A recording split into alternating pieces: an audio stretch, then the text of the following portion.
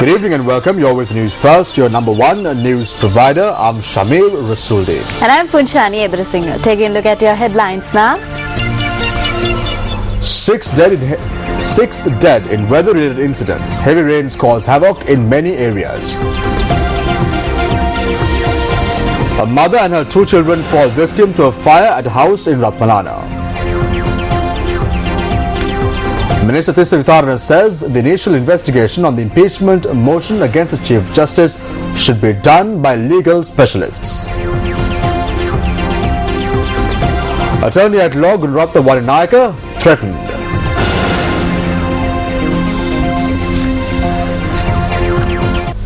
Six fatalities were reported from the Mathale district today due to the inclement weather experienced in the area, while one individual has been reported missing.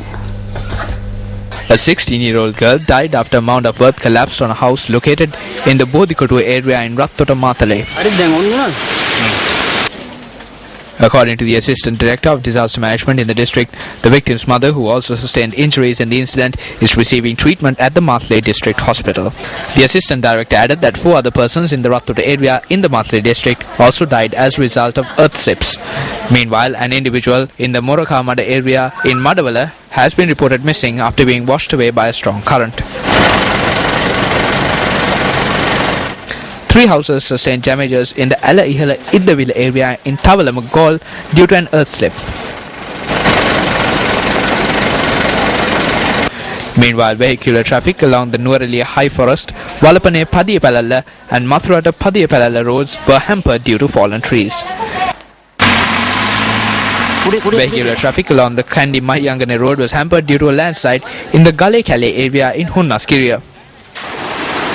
Due to heavy rains being experienced in several areas, reservoirs and tanks are reaching spill level. 4 spill gates of the Veharagal Reservoir were opened this afternoon. The Disaster Management Centre has advised those living in the Khattaragama and Sella Khattaragama areas to remain vigilant. Meanwhile, the spill gates of the Upper Kotmale Reservoir were also opened today. The Konduwatuan tank reached spill level yesterday following heavy rains in the area. According to our correspondent, irrigation officials had taken steps to open 2 spill gates of the tank.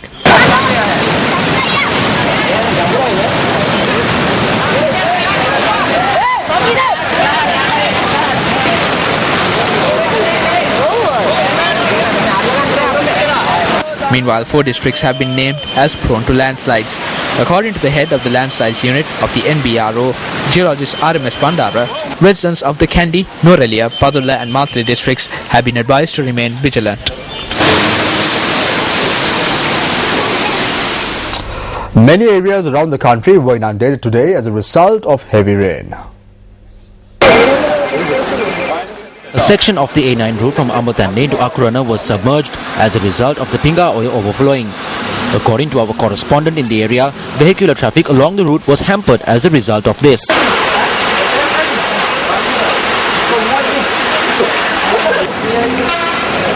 The Kandy railway station was also inundated today.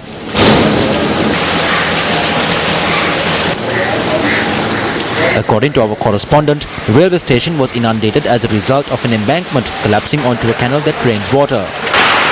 A number of Grama Seva divisions coming under the purview of the Vilgamo Divisional Secretariat area were submerged yesterday. According to our correspondent in the area, residents of the Mahatana, Perakanatta and Vanarava areas were affected by the floods. According to the Vilgamo Divisional Secretariat, 40 families that were affected by the floods have been temporarily housed at the Mahatana Primary School.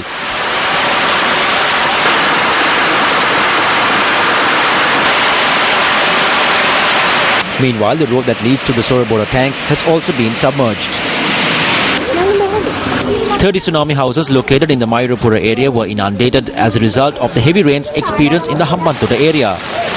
The Ridigama bridge has been submerged by about 15 feet due to the rising water level of the Daduru Oya.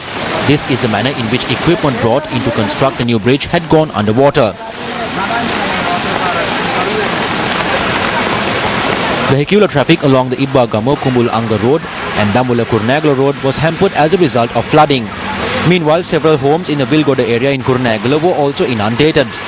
Our correspondent in the area noted that those affected have been temporarily housed in the Vilgoda Hindu College.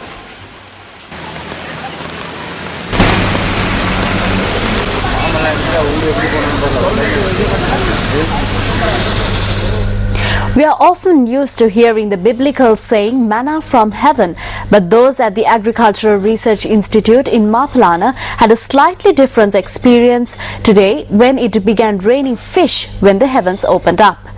This is the manner in which News First cameras were able to capture this rare occurrence.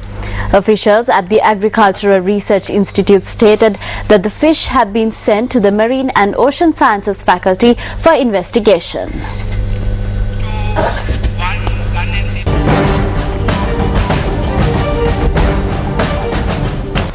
President Mahinda Rajapaksa met Australian Minister of Foreign Affairs Bob Carr at Temple Trees today.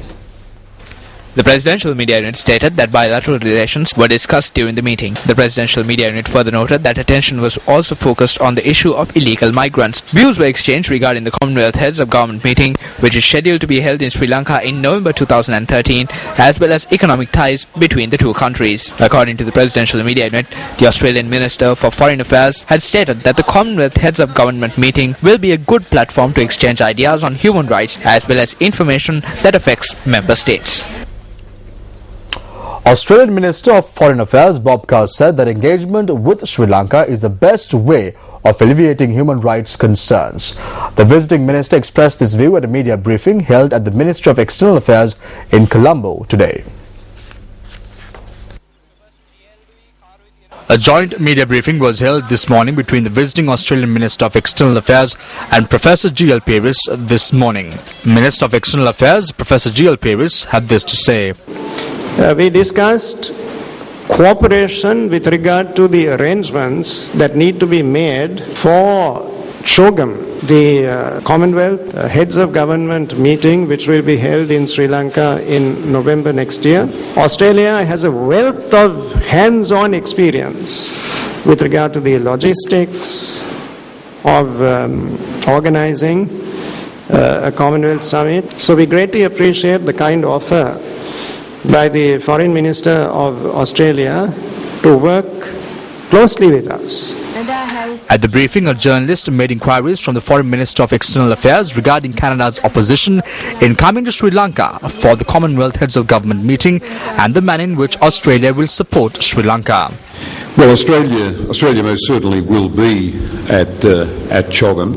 We would suggest to Canada that engagement with Sri Lanka is the best way of elevating human rights concerns. We'd suggest that the report of the Lessons Learned and Reconciliation Commission is a basis for such engagement, and the acceptance of accountability for events at the end of the civil conflict is part of that reconciliation process. Minister Bob Carr also expressed his views on Sri Lankan migrants attempting to illegally enter Australia. Let me make it very clear. Australia is going to be returning people who enter its waters through the efforts of people smugglers. We're going to be returning them to Sri Lanka and doing so within 72 hours. So I give this warning to anyone in Sri Lanka who might be tempted to give a big sum of money to a people smuggler. Don't throw your money away. Don't risk your life on the high seas, because the new Australian policy is we send you back, we return you here within 72 hours. 30 cases which were scheduled to be heard in court number 502 of the Supreme Court complex were put off today without being taken up. This was because Judge Shirani Tilakawardena was the only judge present in the chamber.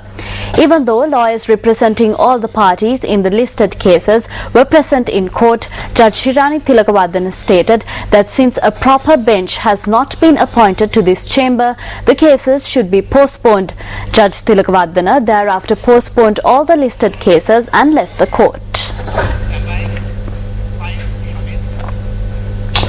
The Lanka Sama Samaj Party says that the initial investigations with regard to the impeachment motion against the Chief Justice should be conducted by individuals with a thorough knowledge of the law.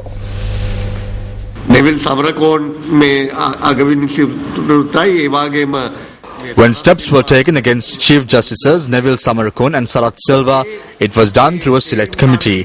This is the same procedure adopted here. It is legal. However, as a Sama Samaja party, we believe that there are shortcomings in this process. We believe that the initial investigations should be conducted by experts in the legal profession, such as retired judges. This policy has been adopted in a number of countries. However, it is yet to be adopted by Sri Lanka. We propose that such a process should be included even in the draft constitution of 2000. It would have been good if our opinion was also included.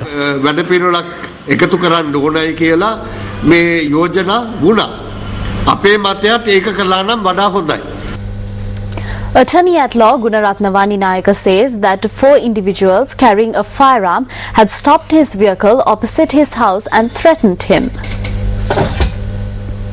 I was returning home with my wife after work in Hulsdorf. As I was turning into my house, I saw 4 individuals. I was suspicious of them. They were wearing what looked to be similar to army uniforms. I came near the house and honked for my servant to open the gate. The 4 individuals then came and tried to force open my door. My wife started screaming. They then whipped out a black pistol and threatened to shoot me. Just as they attacked the door window, my servant opened the gate and I drove in fast. Then they ran off. Meanwhile, police media spokesperson SSP Prishanta Jayakudi said that investigations have commenced into the incident. A special team from the Borlaskamo police has been deployed to investigate the matter. We need to obtain statements from area residents about the complaint that was lodged. We need to inquire if such a group had indeed arrived in the area. According to what we know, he has not been harmed.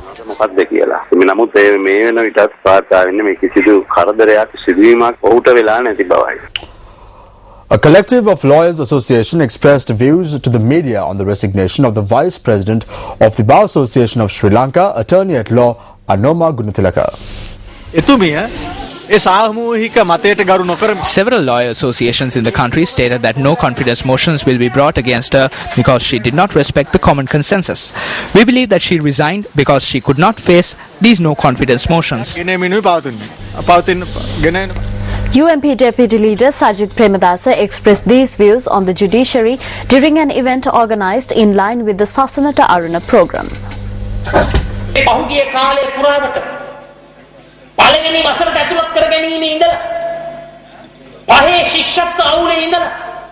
There were issues pertaining to Grade 1 entrance. There were issues pertaining to the Grade 5 scholarship, the ordinary level examination, as well as the calculation of the EZ scores for the advanced level examination. The students did not receive any relief from the education ministers. It was the judiciary that provided them relief. A situation has come about where the education ministers cannot take care of our student population. The judiciary, which helped them up until now, has also been rendered helpless. Today the judiciary is facing a crisis situation. අද නන්නත්තර වෙලා හමාරයි.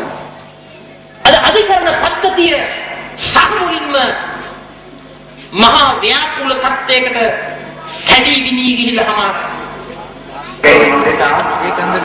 The 346th phase of the Sasunata Aruna program was held at the Sri Parakumbaramaya in Godayaya, Bingiria. At the occasion, 2 donors from the Kurunegala area donated monetary funds to Sajid Premadasa for the Sasunata Aruna program.